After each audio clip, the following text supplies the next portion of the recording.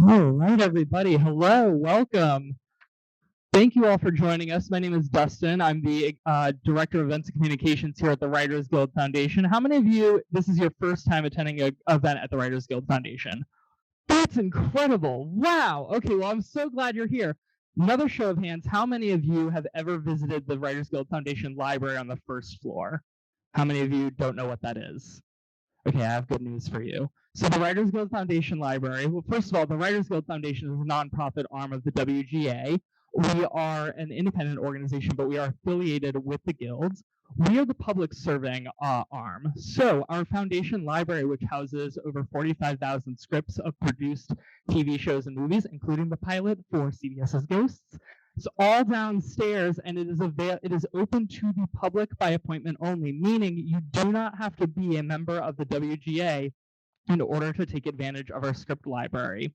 You don't have to be a member of the WGA in order to attend some of our events, just like this one. You don't have to be a member of the WGA in order to take advantage of our community programs which help kickstart writers' careers, especially for underserved communities. So you can learn all about the foundation online at our website at wgfoundation.org.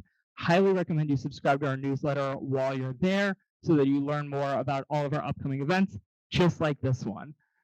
That is more than enough out of me because I know you all are really excited to be here for Ghosts. So I'm going to go ahead and introduce our moderator. Please welcome Mike Schneider, the executive TV editor for Variety.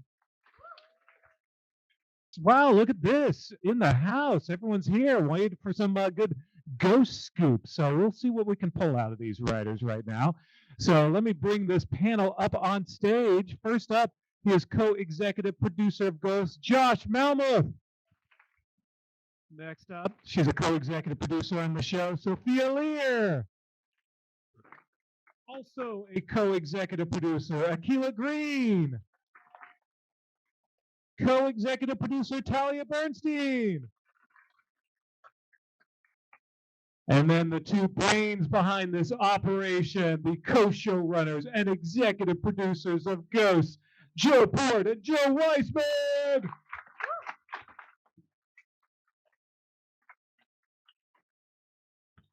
The Joes, J and J. Hey, gang. Howdy. Well, first off, let's say a little congratulations because Ghosts has been picked up for not one, but 2 more seasons.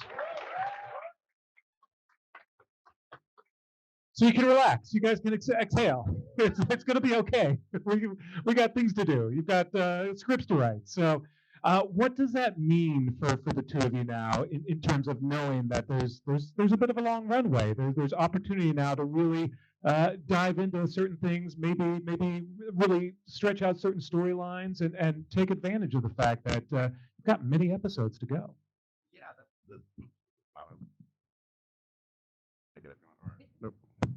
how about that? There we go. Yeah, like you mentioned it. It's sort of the nice thing about it is it allows us to sort of like look a little further beyond the horizon, and we can sort of start thinking about a little bit long term where we want to go with some of the characters and some of the storylines. And yeah, it's just like it's nice to have that sort of creative security of like, okay, we don't have to worry about like wrapping up series long stories this season necessarily, and we can see where we are the following season. Yeah, those are things that can pay off, like maybe 30 episodes down the road if Yeah. you wanted Oh my to. God, 40 episodes. I mean, that's sort of a nice thing. Broadcast Yeah. TV, baby. Broadcast is back, and Ghost is one of the reasons why. So you guys, how many episodes are you doing this season? Season 4? 22. I love the gasp from the audience. Like, that's what it used to be like. It's like a magic trick. 22. But that is rare now. That is, it sure ain't what it used to be. But for you guys, it's still, great to be able to really dive in and do all these episodes. So, other Joe, what was that phone call like when CBS called you guys up and said, "Listen, we want you on the air for a long time to come"? I mean, it was very exciting. It's going to be like, we're very blessed and we feel very fortunate, like to have these jobs and to get to know that we're doing it for 2 more years. And, we don't take that lightly. And, you know, it was fun to get the phone call, and then it was fun to make a bunch of phone calls to tell other people that same news. You know, Yeah. so those are fun phone calls to make. No, I bet. And I mean, this cast seems so close knit and they seem so delightful. And I know that comes out of partly because they're so far away. They're shooting the show in Montreal. And so what has that been like getting to know these characters and these actors and playing to their strengths? And now in season 4, I'm sure you know exactly, you know, how to write to these actors' strengths. Yeah, I mean, casting obviously is so important. And I think we got really lucky with the entire cast. And, you know, as you move forward with the show, after the pilot, you know, you kind of, the person playing the part and the part kind of meld, and, you know, you take from the actor and they become sort of, you know, we borrow a lot from what they bring. So it's a very fun part of the process and obviously integral. And the actors are actually a great resource as far as their characters. You know, they spend all day, every day thinking about that character and the perspective. And so, you know, we'll engage with the actors often about either big storylines, or even they'll reach out to us. And you know, recently someone reached out and was like, this didn't feel like something my character would do. And at first you're annoyed that you have to go back and open up a script, but then it was like he was absolutely right. There was this moment that just didn't feel true, and it led to a different ending to a story that was much more satisfying. So the actors are actually great resources as far as their characters. Yeah, and they're super into researching their eras too. Yeah. So that's very helpful. What's that like for the rest of you in terms of you know, working with the actors, particularly because they are so far away for a chunk of time? What's your relationship like with them and sort of working with them as they have their own thoughts too on their characters' motivations, the eras that they're from, and the kinds of things that they've sort of researched on their own?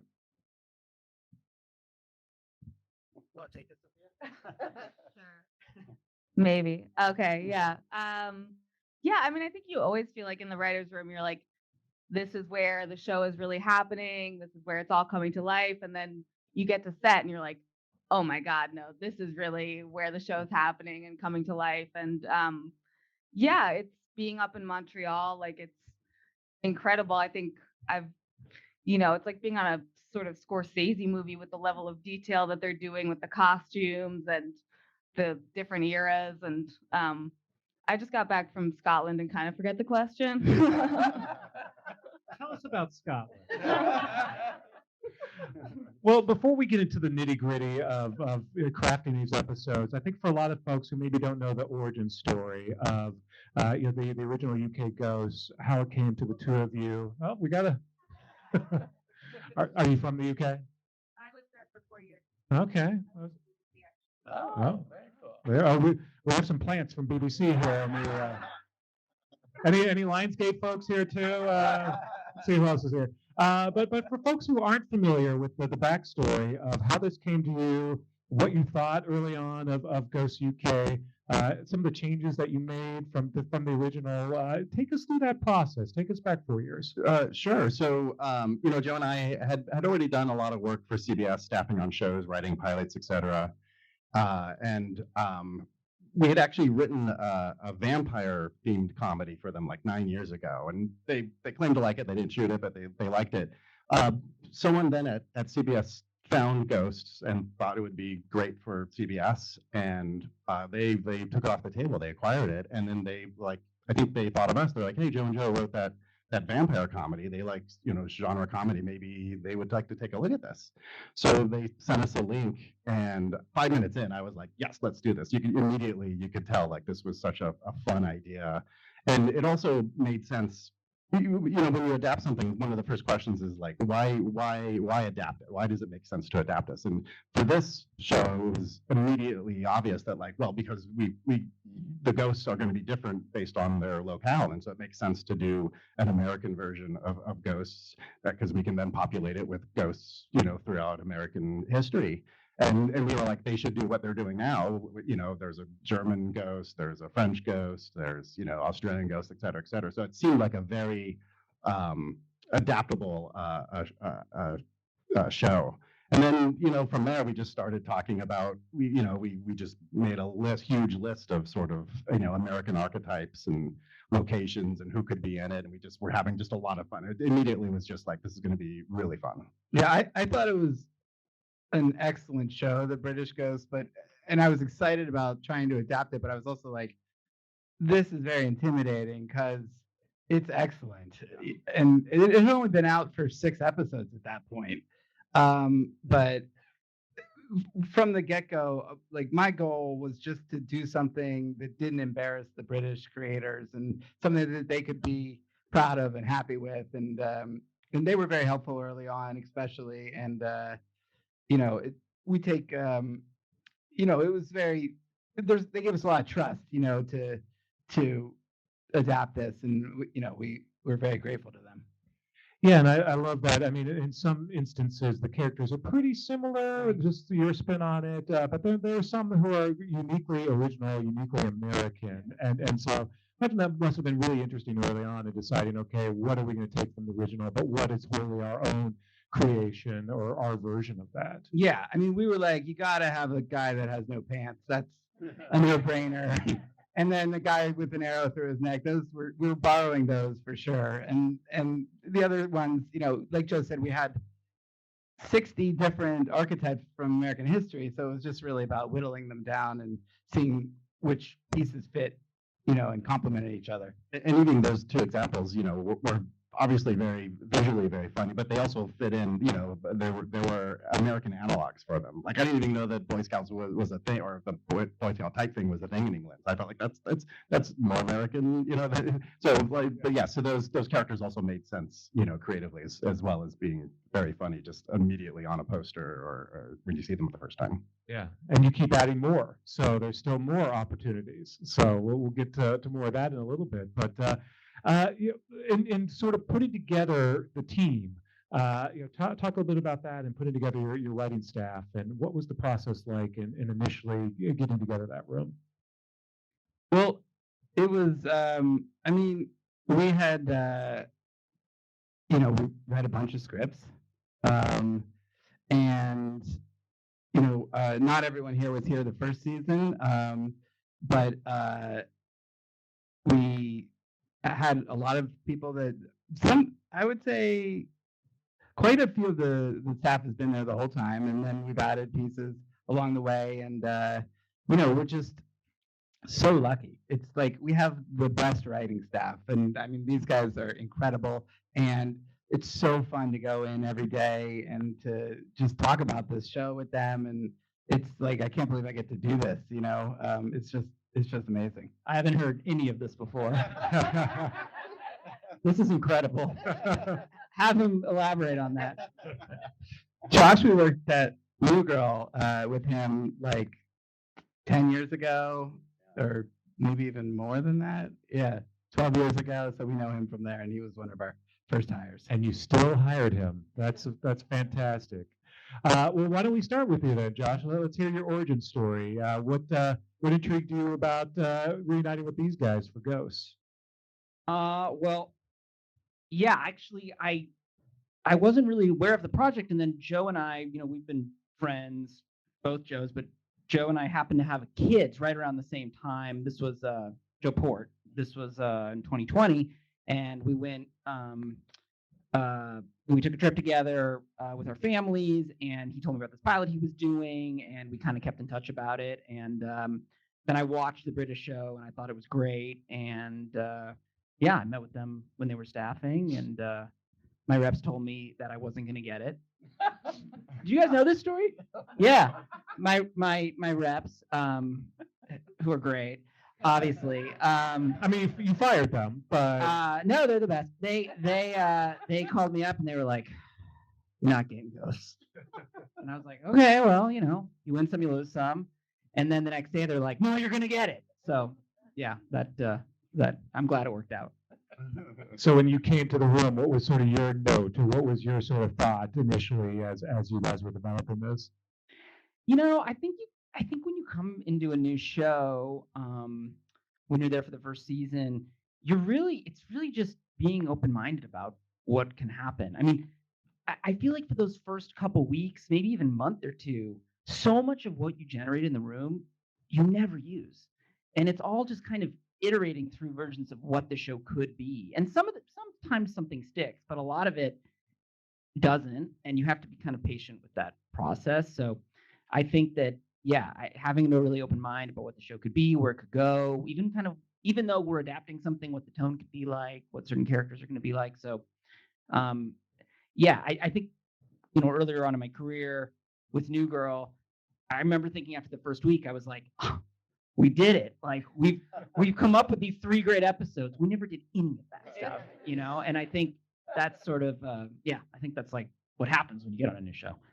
I would like to point out that Josh wrote what may be one of the most important episodes of the 3rd episode, Viking Funeral. It was hugely important. It was fantastic, but also it was because it was our first wholly original episode. We followed the pilot and 2nd episode of the English series, story-wise pretty faithfully. And we did that because we thought they did such a great job of setting up this premise, and it was so important that the audience buys the premise and you buy that Sam and Jay, buy what's going on and believe it. But we knew that we didn't want to follow, the British series. We have different characters. Story comes from character, and so we're going to follow these characters.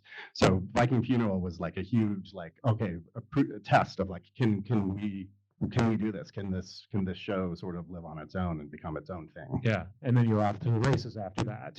And I don't mean to sort of harp on the episodic order, but it's still amazing these days because how many episodes of UK Ghosts have there been now? I want to say 30 something. And how 10 per season. and how many have you guys done now? I think we've done like 84 at the end of this season. Yeah, I think the British Ghost did 5 per season or 6 per season, and then they did some Christmas specials too. I think there's 30 something episodes of the British, Yeah. but I'm not sure. Yeah. So again, I'm sure they look at you guys and probably say, "How are you doing this?" Sophia, how about you? Let's hear your origin story. Yeah. Just in general. Where were you born? No, talk about coming on the Ghost. Yeah, I started the 2nd season, and I think more than a lot of other shows coming into the 2nd season, there's so much kind of lore of the show and the rules of the ghosts, and there can be a lot of shows where you're like, all right, it's a family and they got problems, and you just sort of get it coming in. But with Ghosts, there's so many rules and the history of the characters and when they died, and so it was interesting, sort of absorbing all of that. And it's a show where a lot of the characters can't hear each other speak, they can't touch things, they can't leave the property. So it was interesting to learn to adapt to that very unique. Right, ghost rules that you guys have, but then those ghost rules are meant to be broken sometimes too, right? So that's also sort of unique. Yeah. I mean, I think, one of the episodes I wrote came from another writer, Trey Colmer, who was just like, what happens if a ghost falls in a hole? And he was just obsessed with this question of what happens. For years. Yeah. And, eventually his obsession became kind of the basis of an episode. So yeah, all these sort of ghost questions and ghost rules and, can really generate stories. Yeah, so as we've discovered, some of the ghosts have been stuck in underground for centuries. So it's you're sort of continuing to unpeel this onion. That now, what's your Bible like? Like, how thick is that Bible at this point? And maintaining some canon, but knowing that it can sometimes be broken. Yeah, well, we do have a file that's pretty thick of rules, and also I find that there's a ghost wiki that is very thorough. I find myself on there all the time. I go, oh yeah, that's right. I'm like, this is good because there's been a lot of material. Do you know who's actually organizing the ghost wiki? I have fans, so I don't know. No, I should probably look into that and thank them because it's been incredibly helpful. I'm sure they're not effing with you either. Yeah. But that's the fun. The rules is a fun place to generate stories because it's always fun just to ask questions and we've been trying to be very careful with when you break the rules, not going too far we don't want to like break the premise of the show. For instance, them not being able to leave the property it makes it difficult to tell stories, but it's also like a huge part of the show. And so when we came up with this idea that Pete, the ghost, can leave the property, we wanted to, we put a limiter on it. Like we were like, okay, he can't be gone for too long. He has to come, because we didn't want to make it too powerful, because I felt like it would just change the fabric of the show. We also worried that Pete, why would Pete keep going back to the South? But he loves everyone. I'm sure he would. But that's something that I'm sure kind of opens up the door, though, when you decide like Pete can actually leave for a bit and suddenly see other ghosts and do that. That opens up. When you're in season 4, you need some new fresh storylines, some fresh faces. That's an opportunity. Absolutely, and it's led to a few stories where he went out and met a girlfriend, and he's met other ghosts that he's tried to set up some of our ghosts with. And yes, it's been a really fun flavor and a very useful tool as well. Yeah, I bet. Akilah, let's hear your origin story with ghosts. Sure. So I joined season 3, and when I interviewed with the Joes, my father had recently passed away, and there were things I learned about my father after he died where I was like, oh, closure would be really great, like the opportunity to ask some questions, say some shit, and so the show really was resonating with me at the time. We have a lot of episodes where the ghosts get to talk because they have a living there, can get answers and questions and closure, which I thought was just very meaningful to a lot of people. And so I really was excited about the show for that reason and to connect with it, because it's very funny, but also I really love our characters and I love that they get to grow and heal and all those things. So that's what drew me to the show. That's great. So, is there been like a moment that you sort of felt like? Well, tell us what your first episode was. I wrote Poltergeist, which is Alberta gets a love interest. She gets, it's been a while for her. And, she resolved her murder. And so I think she was trying to get back on the horse. And so we have Lamorne Morris come. And he is from the same era. He was a Negro League baseball player. And it turns out that he was clingy, as a poltergeist might be. And so Alberta was very excited about him until he was excited about her, which exposed kind of her attachment issues and her wounds, which I thought was really fun for her. Yeah, it's been fun too, and you've had time to let this breathe. Is that we're slowly, learning how all the characters died, their sort of backstories, in addition to their powers, as we learn more and more about that. And that's been fun. You didn't want to rush that, and there's been this opportunity now to sort of spread that out. And there's still things we don't know about these characters. So. Yeah, that's sort of like the big mysteries were what powers do the ghosts have, and I think we've now answered all of that. And then dealing with their deaths, and I think there's one ghost left that we don't know how he dies, Sophie's, and we are not doing that this season, so that's something that we can look forward to in one of the 2 upcoming seasons. Excellent. So let's hear your origin story with ghosts. I met the Joes on a show called Fam yeah, it comes up all the time in the room. Like so much more than a show that got 12 episodes should ever. But there's another writer. The audience was so stunned when they heard Fam. Like, oh my god, a Fam silence. writer. I know. Refresh our memory who was in Fam. Who was in it? Yeah, what was Cheryl Lee Ralph, Nina Dobrev, Tone Bell, Odessa Adlon, Brian Stokes Mitchell. I think I nailed it. Yeah. Gary Cole. Gary Cole. He was so good. Wow, it sounds like a great show. It's all about watching Fam. Yeah. So I met them on staff on that show, like in 2017, I think, or something. And then stayed in touch, friends. Like we had a really lovely but hard time on Fam. And then they got Ghosts. And when it was a pilot, I was like there at the table read in March 2020 when it got, when they got the call from CBS to be like, we have to shut down. We don't know what's happening. And then I saw you read Flower at the table read. I read Flower and I didn't get cast. Did not get the part. Yeah. I sort of blew it.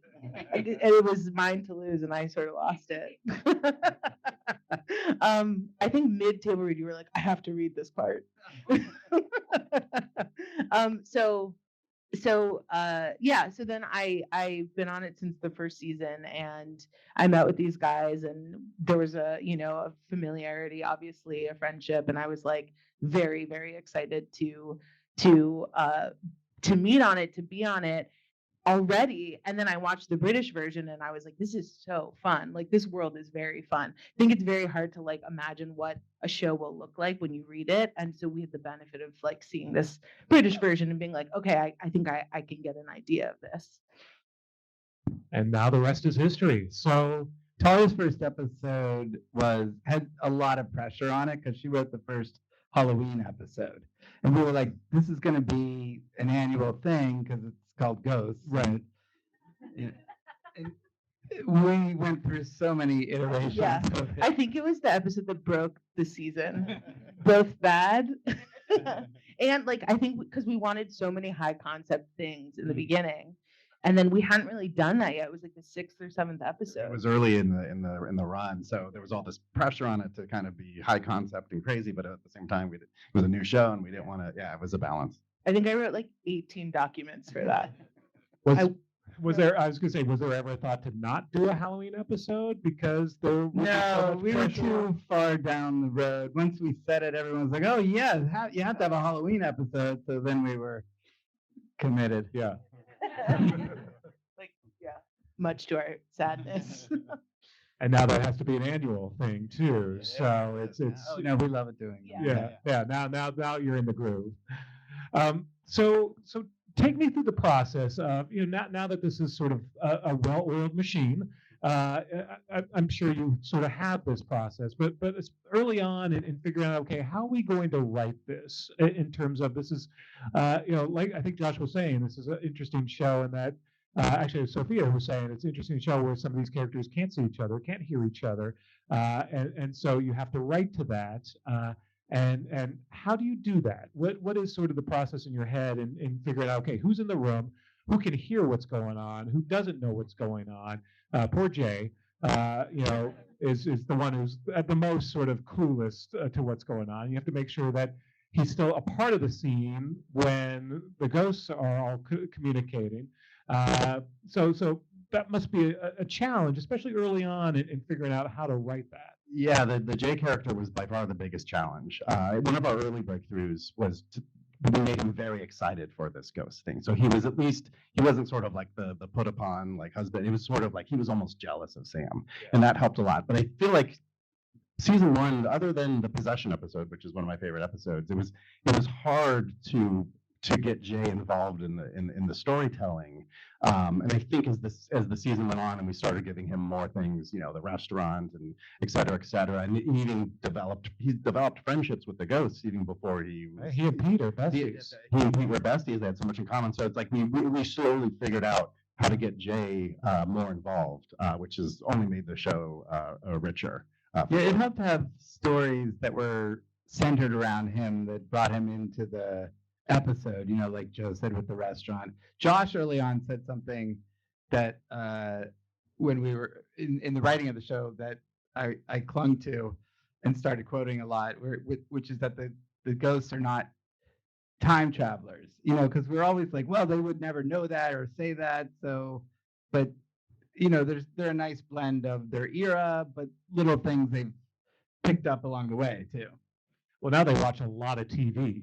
So that's changed things. I'm sure that makes it easier now for them to have current references and pop culture references to throw in there. Whereas maybe at first they weren't as clued in. But they watch a lot of trash TV too, which is really fun to see.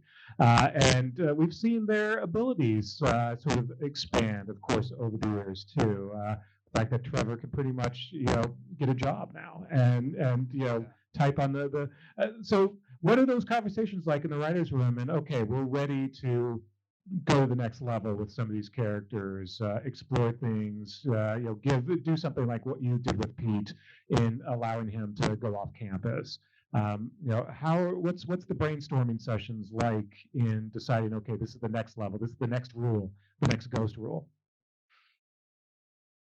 I don't know exactly. I mean, I think it's very case by case, right? It just depends. Something gets pitched, someone suggests something, and 9 times out of 10, everyone yells at them and says it's dumb.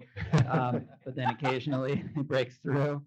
I mean, I think something that surprised me when I saw the British show and I took the job, I think I thought it was going to be a lot of like the living's driving story and the ghost really commenting on that and just having perspectives and jokes and and we do that sometimes.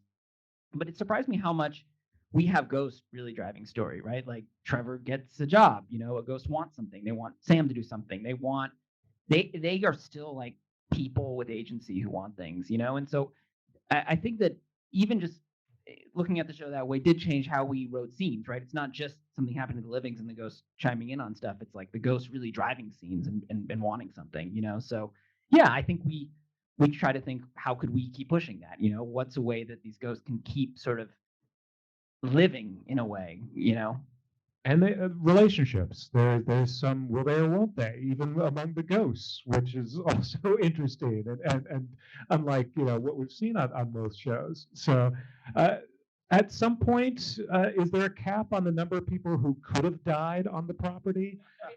No. Constantly finding new bodies. Yeah, that's been the challenge of the show is, getting ghosts on the property, either finding out they're there or not. So, but it's always fun to come up with reasons and either different types of ghosts that can come or ghosts that have been on the property, but we just haven't seen them yet. It's a challenge, but I think it also leads to fun story ideas because we try to think of something creative and interesting.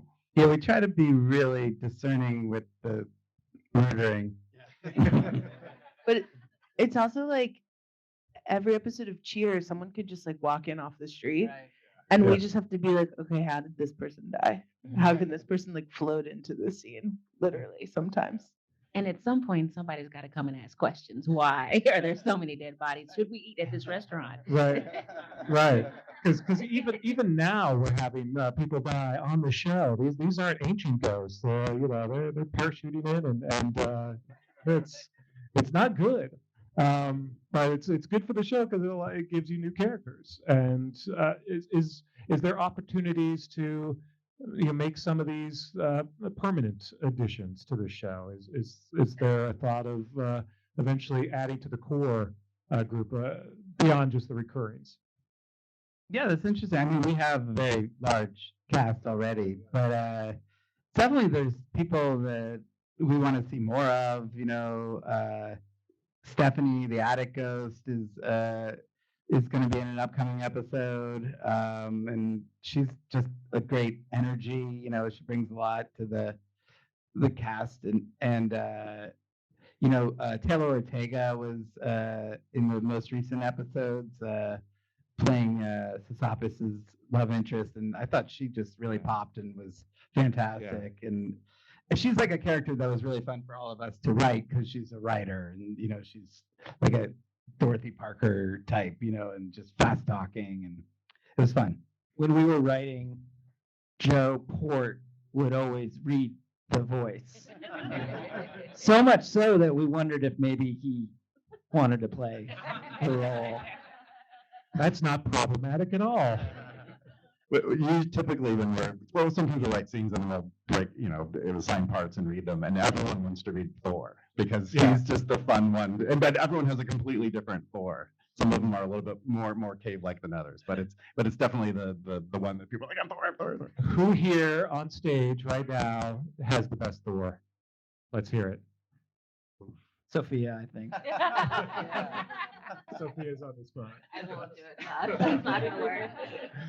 Do you guys have favorite characters that you love to write to? Is there one that you have a personal sort of connection to that you just love writing to, discovering things, creating backstories? I love all of them the same. Be honest. How about you four? Who's your favorite? I really like Isaac. He's so tortured. It is, and it's really fun. And Brandon, the actor, is fantastic. He just brings so much to that character. So good, yeah. He's great. So I like Isaac a lot. I like writing for Hetty. It's just like she can be so delightfully cruel, and Rebecca's such an incredible performer that somehow you're just like loving it while she's being just unspeakably mean to people. Yeah, I mean, yeah, everyone is very fun to write for. It's a show with like incredibly distinct characters, obviously, but yeah, Brandon is so funny. Hetty's incredible. I love writing for Trevor too. I really love the like relationship we've started where like he and Alberta, like Alberta's learning Yiddish words from him and he refuses to learn anything about her. Like I just think that's very, very funny. And I weirdly also really like writing for Sam because I think that's like, you know, look, it's okay. Yeah. Doesn't have to be a ghost. Yeah, no, absolutely. It's part of the core. I mean, that's what grounds the show as well. And that brings up a good question about Sam and Jay's relationship and exploring that because their lives, this relationship has been rocked by the fact that they live in this house and they're forever distracted by the ghosts. And what is that like in sort of evolving that relationship and making sure it's honest, but it's still a sweet like relationship. I like that they're still really supportive of each other, and it's nice to have these livings who ultimately are meant for each other, and you're rooting to succeed.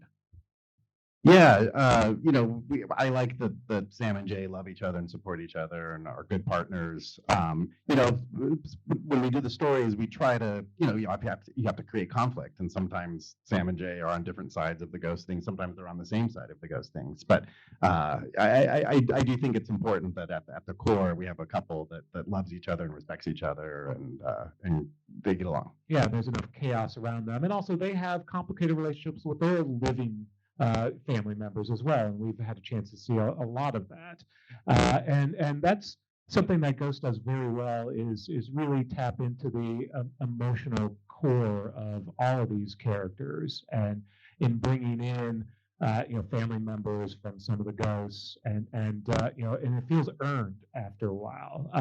Talk a little bit about that, and creating that tone, and what you guys are going for in this is a laugh out loud funny comedy, but there's some real emotional moments too, particularly when the ghosts get a chance to sort of see what happened in the aftermath of their own demise. Yeah, you picked up the mic, Joe. No, I don't know. The show is so much about life and death is so present that it's easy to access deep emotions in it. It's easy to go to deep places. The episode, we talked about before season 3, we were like, we didn't know how Hetty had died yet, and we wanted her to have committed suicide, and we were like, Sophia, this is going to be a tough assignment, but like you're like Sophia's perfect for no, but she really took that episode and ran with it, and it was a really tough subject matter to make funny, but it was important to us that the episode be funny and not just some very special episode, and I thought she did a great job with that. Thank you, Joe. I thought Hetty Rebecca just really blew it out of the park too. I mean, it was such a sort of tightrope to walk, and it was pretty amazing, her performance in that. And it's going back to just an embarrassment of riches in terms of these characters and these actors. When you want a sort of a quick comedic stab, give something to Betsy Sodero and down in the basement, and she'll just nail it. And I'm sure that's got to be a lot of fun too. And in the room, sort of figure out, okay, who are we going to give this to? Who's going to just kill this? Put a button on this? And yeah, it's probably sometimes you're like, oh, we have 20 choices. Who do we give this to? Yeah, sometimes we'll be writing a scene and then someone will pitch a line from a character who's not there, and then we'll be like, we have to put them in this scene. Like Betsy has no reason to be here, but she has to say that thing because it just made us laugh so much. Right, I love she's just like loitering upstairs because she's also watching trash TV with everyone else. And then at the start of this season, we had Patience. And the scariest ghost of them all so far. And that sort of also gave you guys an opportunity to really upend everything. And for a moment, really sort of, I wasn't sure where you were going with this. It was pretty frightening what was happening in the house and her power. But talk a little bit about that and sort of what the overall sort of focus of season 4 was all about, and what you guys wanted to accomplish this year. But with Patience, it was fun because we hadn't really done like a spooky ghost. It's like all our ghosts are, hopefully they're real dimensionalized people, but they weren't. You didn't have your sort of like generic I'm a kind of a creepy ghost. And so we came up with this idea of this over judgmental Puritan, and we just sort of like she kind of evolved in kind of like this creepy person. And so I think it was a fun flavor, and it was different than than the rest of our ghosts. And yeah, we plan on having her back. She's in the dirt somewhere. No, the blood in the wall was a nice touch too. Yeah, So- she had to have a creepy power, and that's a pretty creepy power. Yeah, no, absolutely. I want to hear about sort of favorite moments or episodes so far for all of you. We'll go down the line, and then we're going to open it up for some questions from the crowd as well. So get those ready. You're excited, I can tell. Josh, looking back now at the show so far, do you have a favorite moment or maybe line or anything that you're just really proud of or just sort of look back at? It's like it's that thing where your mind goes blank, and I'm like, I don't know. I can't think of a single story we've done.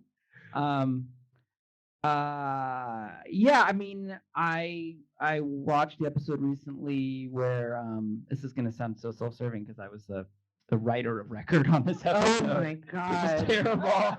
Can we You skip don't him? have to do it, John. We all work on all of them.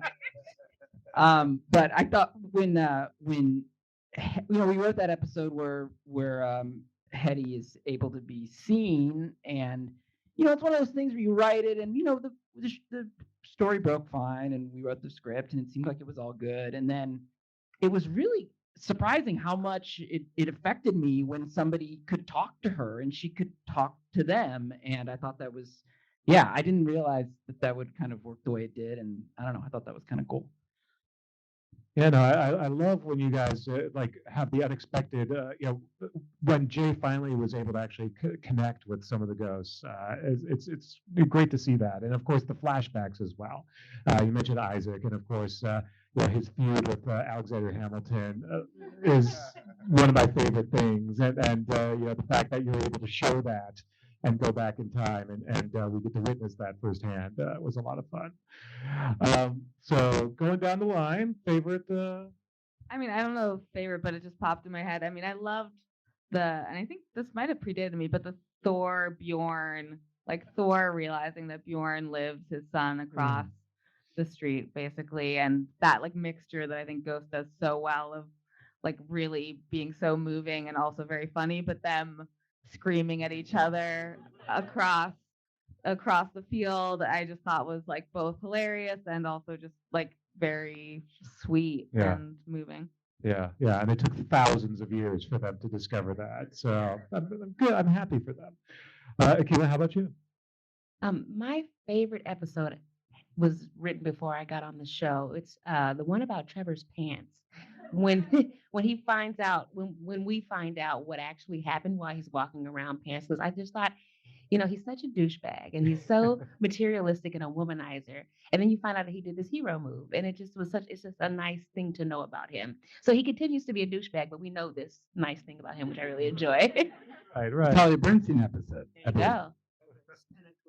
And And Kira a Kalush. Kira Kalush. Besides every episode I wrote, that's my favorite. No, I loved so many. I also feel very sort of like there's so many I like and so many seasons I like. I loved this last season that we did. I feel like we did so many fun episodes and we explored like the Christmas two-parter was great. The Ruffle Kerfuffle was great. Like the Halloween episode was great. I mean, like I just really loved this season.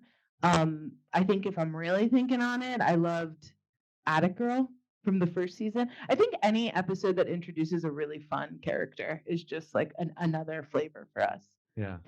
No, absolutely. This was a great season. I mean, you guys did a lot this season. So thank God there's no more. Like Joe? I love we've done 2-hour-long Christmas specials so far, and those have been really fun, and just it was really fun to see Rose channeling Betsy Sidaro. That was great. I think my favorite 2 episodes other than that is the possession episode from season 1 where Jay is possessed by Hetty, and then Josh's episode from season 3, the Halloween one, where Carol dies, but nobody realizes she's dead at the party because she's a ghost. That was really, really, I just love that one. Poor Pete. Feel for Pete. That episode has my favorite moment, I think, of the series, where Pete realizes that Carol is now a ghost, and he's like screaming, and then just Sam is screaming, and then someone's punching. It's just a really funny moment where these two stories come together, and it's this big thing. As far as episodes, it's really hard to pick just one. But I really loved our D&D episode that we did season 1. I just thought that was, we introduced Nigel, and we started the Isaac Nigel relationship, and I liked how those 2 stories dovetailed in the end. Yeah, that was written by Brixton and Colmer, who have written so many great episodes. They wrote the Ruffle Kerfuffle this season that you were talking about. Yeah, they're excellent. Yeah, and Joe, you're a big D&D. I'm a big so, D&D guy. It's very personal. I get it. Yeah, I love that you hesitated before. What could it possibly be? The D&D one. Exactly. So we have a microphone over there if you want to line up and ask our illustrious panel some questions. All right, well, I think we got one. We're coming in hot. Here we go. Hi, my name is Ollie, and I'm someone who's like aspiring to be a TV show writer. But we know that in the original Ghost, they came up with the idea that ghosts they don't like when the living passes through them, and that definitely saved money on like production and post production. Have you guys done anything writing wise on your version of Ghosts to save money, like in the post production and production phases? A good question. Yeah, that's a great question. I will point out another thing that the English creators did to save money is that they decided to not have their ghosts be like transparent or glowing or anything like that, which I thought was very smart economically, but also I think as they are people, like and I think it's important that they look like people. As far as anything we've done specifically, like smart to save money, I don't think we're that smart. We're not allowed to get premium coffee in the writers' That's room. true. Yes. I think something that we do is that because we shoot in Montreal, this isn't quite what you're asking, but because we shoot in Montreal, we have to not write episodes that will be shot outside for a certain period of time because it's so cold and our people can't like wear other clothes, so we just have to like we're limited by that a little bit. Mm-hmm. Okay. Yeah, for sure. For sure. Yeah. Or it definitely affects how we tell the later season stories for sure. And there's some workarounds. We've actually built the facade of the exterior on set now, so now we can, to a small degree, be outside and everything. But it definitely affects storytelling later on. Yeah, if you have an outside idea, you better pitch it Yeah. early in the season, or else we're not going to be Just able save to it for do the it. next one. Yeah. But also, like, Sass can visit Jay in his dreams now. And at first I was like, oh, we could do anything. But then we realized quickly that that's expensive to do anything. And we just started asking the production designer, like, what kind of cool sets are laying around Montreal? And she's like, I could get an airplane. And then we're like, all right, that could be a dream. Dream could be anything. And my favorite story I heard recently, and I heard this from talking to Rose, is I guess for the flashback to the mafioso flashback, you guys needed to find a 80s style travel agency, and they found one that actually still looked like it was stuck in 1985 in Montreal. They had to do very little set dressing. It was incredible. And I was like, this must actually be a mafia front because it's like, how does this exist? It was amazing. Yeah, well, that's fantastic. We got another question here. Hello. I kind of have a two-pronged question. The first is there a part of the ghost world that you've been trying to figure out and it's like on the back burner and you just can't figure out that piece? And also, have you ever hired a medium consultant? No. We don't have a medium consultant. And sometimes you go online and people are like, well, that is not true about ghosts. So we should maybe get one. What was the first part? Any aspect of ghosts that we are. Yeah. Not sure. I mean, we're always trying to figure out things that this is not ghost specific, but things that, mysteries that we've set up or questions, that's the way we get story ideas all the time is like just trying to revisit something that bothered us or that is unanswered in our minds.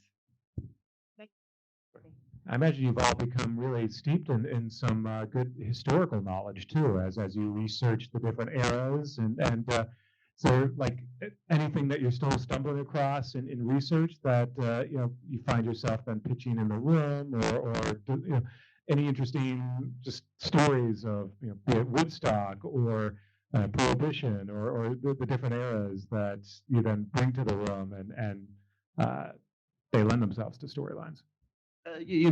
Joe had mentioned before that a lot of the actors specifically research their own character backgrounds, and a lot of them have sort of like will send a text with like, "Here's some random stuff." And I'm trying to think of things. I know we've used some of them. I can't think of a specific example right now, but for sure, whenever there's something sort of kind of interesting comes across, we're like, oh, okay, maybe there's a way we can figure out if it's not a story, maybe it's just a joke or part of a scene. Yeah. A lot of us are obsessed with the Gilded Age, which really, really helps for Hetty's timeline. Yeah, I bet. Question here?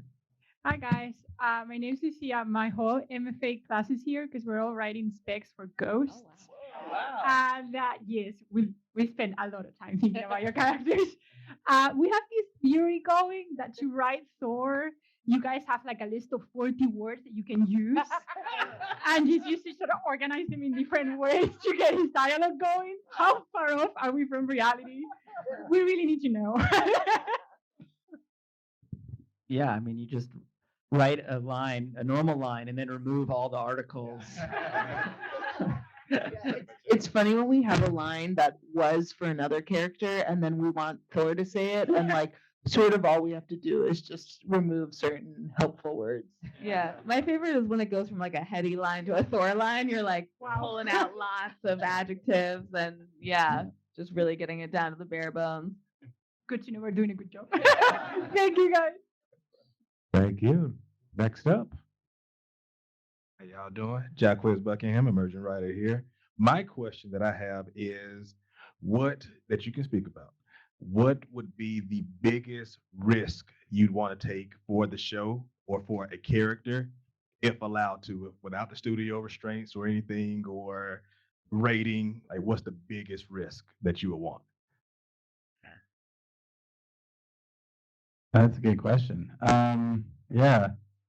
Well, I think the biggest risk would, and not that we want to do this, but it would be like having, if people aren't aware, when in the series, and the British created this term, when a ghost ascends, they call it getting sucked off. So the biggest risk would be having someone get sucked off, which is, Approve that. yeah, which we've done to side characters and stuff. But it would be, at some point, that's something that all of our main characters want. That's almost like their main goal is to sort of figure out what it is that's keeping them here so they can move on. So I would imagine that's probably the riskiest thing that we could do. Yeah, or killing one of the livings.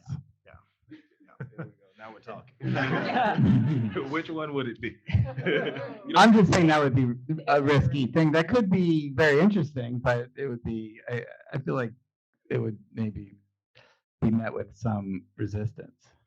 Well, you guys had us going for an episode or two. That flower was gone. That definitely was one where we got close until that was resolved. Yeah. So, yep. Any interdimensional stuff, like going to the other world and playing around over there? We've talked a little bit about like heaven and hell a little bit, but we haven't really. Cool. No spoilers. It's fine. Thanks so much. Next up. Hi, my name is Joy. I'm kind of upset because he took my question a little bit. I want to ask who came up with the concept of being sucked off and going down to someone, and if you would explore the realm of someone that went off to heaven or went off to hell. So early on in the process, we got an email from the 6 creators of the Ghost BBC, and it was basically saying, just so you know, we've coined this term. We're quite proud of it. And but please feel free to use it. And we were like, yeah, we're going to use that. That's great. Subsequently, though, when we did the episode 14 of season 1, where Elias gets sent down to hell, we came up with the he went down on us, and we were very pleased with ourselves. The first draft of that scene, we then repeated that joke 4 or 5 times, and then we were like reading it back, and we were like, okay, no, we're breaking it. But so yeah, we were very, very pleased when we came up with that. And then the second part of your question was about exploring those areas.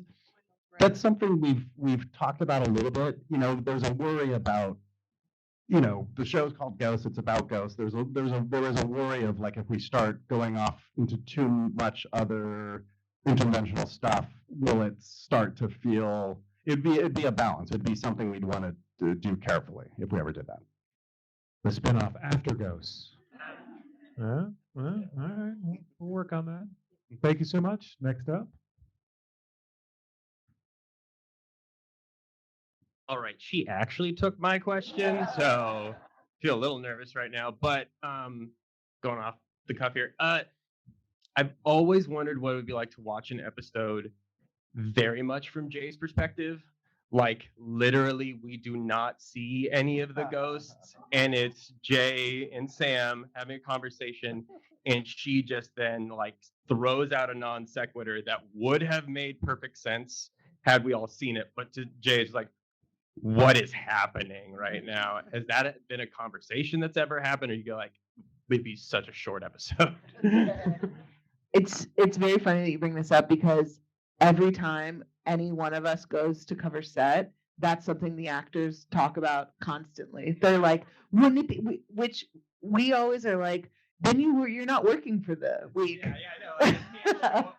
It's just the two of them, basically. Yeah, but we've talked about it. It is very funny because, you know, obviously it's like very well timed, everything that Jay says, but we don't know how long an episode like that could be. I'm just realizing as we're talking there right now, though, maybe a way to do it would be to do like a cold open, like a long cold open from Jay's perspective, where we just get like hits of just weird things that he hears Sam say. And then we go back and we make sense of it by showing it with the ghost. But it's just like this weird little teaser for what happens in the episode. Someone get out the whiteboard. Does he have any note cards or anything? You do in Montreal when you're filming, we always do these shots that are called like sans fantôme because we're shooting in Montreal, but it means like without ghosts. And so you do a take where it's Jay, and the reality of his life is so haunting. Watching a man alone while people are he's just like, and Sam sort of being like, oh, that's interesting, and he's like, and it's really upsetting to witness. Yeah, I know. It seems really sad. Well, and there would be like 8 minutes of silence, right? Like, as she's just listening to the ghost converse, and Jay's just sitting there waiting for her to say something. There'd be a lot of pregnant pauses during that, but be fascinating. Yeah, a whole episode might be too much. We do have an episode coming up that deals with Jay's sense of being left out. Yeah. So it's not as high concept where we're spending a ton of time, but we do use that device a little bit. Yeah, we're going to meet another character that can see ghosts, and you know, that's going to test Jay and Sam a little bit, because you know, Jay will feel a little bit third wheel in that episode. All right, thank you for your question. Thanks.